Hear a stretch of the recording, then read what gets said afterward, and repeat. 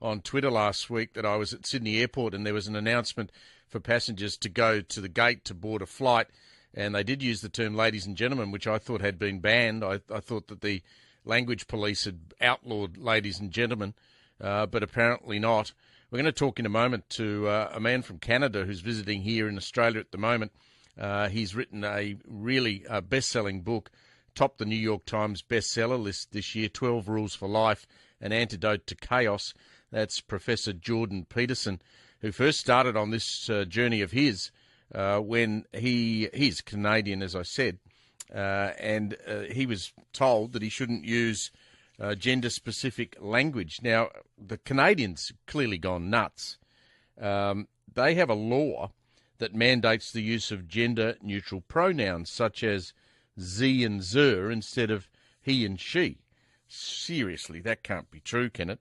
I wouldn't have thought it was true until I saw, you might recall, Justin Trudeau, the Prime Minister. He must be the most politically correct leader in the world of Canada. He was addressing, I think it was an audience of voters, and an unidentified audience member stood up and complimented the Canadian leader for recognising the ability and power that women actually possess.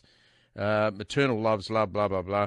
And Trudeau stood up and said, hang on, we don't use the word mankind, which the audience member had used. We actually like to say people kind. I hope he was joking.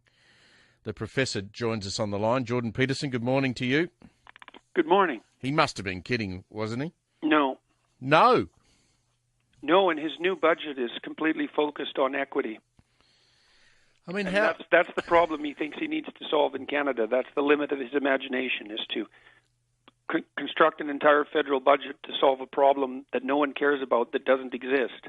Well, I think this country's rapidly charging down the same road. I know you've not been in the country for very long, but you're here at a sold-out speaking tour. We've had the Gender and Language Police in the last week, the Diversity Council of all things, suggesting that airline staff can't use the words sir and madam. I had to say, Jordan, I was very happy when the next day I got on a flight and the flight attendant said, watch out for your arm, Dahl, because I'm going to bang into it with a trolley. So sensible people are not taking any notice of this stuff, are they? Yeah, but they will. You guys are on the same road that we're on in Canada, and it's worse than you think. So be prepared, because it's coming. So tell me about the book. What motivated you to write 12 Rules for Life, An Antidote to Chaos, and what does the book tell us?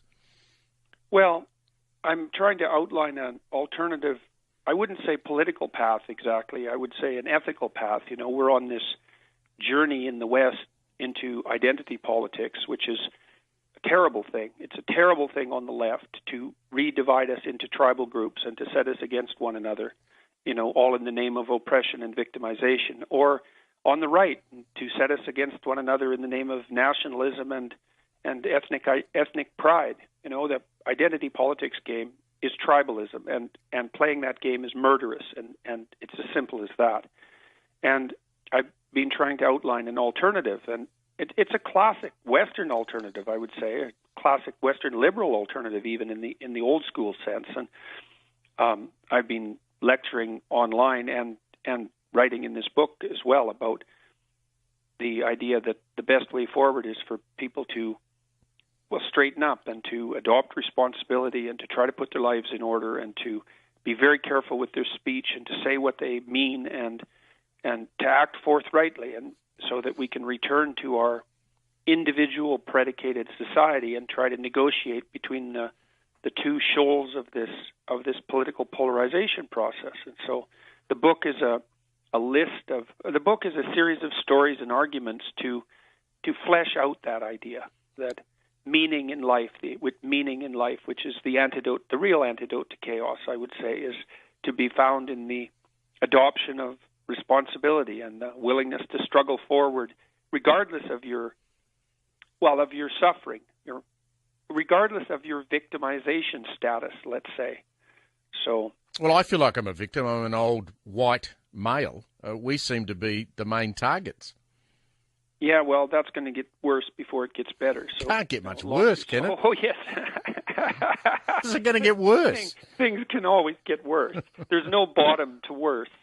So, yeah, well, I mean, these things are so foolish. I know your airline, Qantas, and this is something it's absolutely remarkable to behold, in my estimation, is to see these corporations, which are obviously beneficiaries of the free West free market system, allowing the radical leftists into their ranks to determine the linguistic territory that they're going to inhabit. And I don't know what corporate leaders are thinking.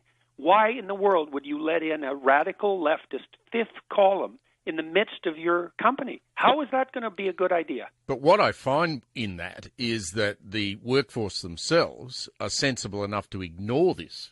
Yeah, well, that's not going to be the case for long, because what you'll see is that people who ignore it will be called out by the radicals who support it, and they will become increasingly cowed and afraid to use their normative language. Is this only happening in the West?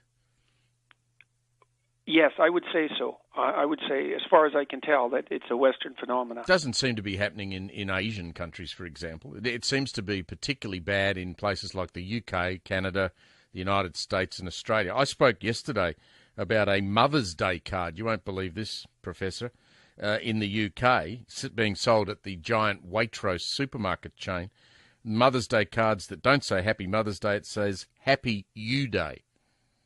That really, you'd be amazed at what doesn't surprise me anymore. I mean, people send me things all the time outlining the next idiotic step in the politically correct march, and every single thing is jaw-dropping. And it's like a contest in stupidity. And as soon as you think you've seen as far as it can go, someone pops up with something like you just described to show you that no, it can still get more foolish. You say stand up, grow up, be tough against this. That's not easy often to do. I mean, if you're in a workforce where you have this movement in your midst, they're going to, as you say, call you out. So what is your advice to people who just hate political correctness and hate the way this is going, hate the fact that our institutions are being marched over? Well, you've got a choice. You can either do something about it now and pay the price. And I'm not suggesting that lightly, believe me. I'm really not. Or have you paid the price? Well, I would say yes and no. For about 3 months after I made the initial videos and put them on YouTube that were protesting, let's say, Bill C-16, which is the compelled speech bill in Canada, my job was in danger. Like, the university sent me 2 warning letters. They basically said that they were afraid that what I was doing was illegal and that they were going to be held responsible for it. And they had every reason to be worried about that, because the legislation was written in such a way that even criticizing the legislation was of dubious legality. And so the university thankfully wrote 2 letters, telling me to stop, which were basically warning letters. And of course that buttressed my point. And then I was very concerned that I would lose my professional licensing as a clinical psychologist because I'd get mobbed. And so that was very stressful for a good long time. I mean, I'm not complaining about any of this, because as well as the pressure that's come along with being at the epicenter of successive political storms in Canada, I've got a tremendous amount of public support, like an overwhelming amount of public support. So I would say it's been really bad and really good. Yeah, we recently had in this country Milos Yiannopoulos on a lecture tour, and it got very ugly outside. I hope you've managed to avoid those sorts of protests, have you?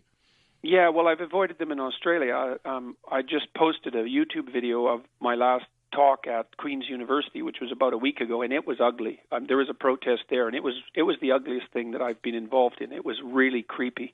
We were in a hall that was kind of like a church that had stained glass windows down the side. Now, there's about 900 people in the hall, and the barbarians outside, the protesters, jumped up on the stained glass windows and pounded on them for an hour and a half steadily. They barricaded the doors. So it was like, and inside the hall, you could see shadowy figures up against the stained glass pounding away. It was like being in a zombie apocalypse. And some protester got arrested and was carrying a garrote. It was really ugly. That is creepy. Ugly. I hope it doesn't. It was creepy, man. Yeah, it won't happen to you here. Let's hope, but we better shut up until. No, it's been really good.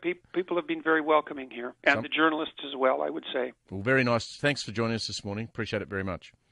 Thanks very much. Jordan Peterson there. That book is 12 Rules for Life, An Antidote to Chaos, published by Penguin Random House. Look it up online. Also look up online the lecture tours, although I am told there's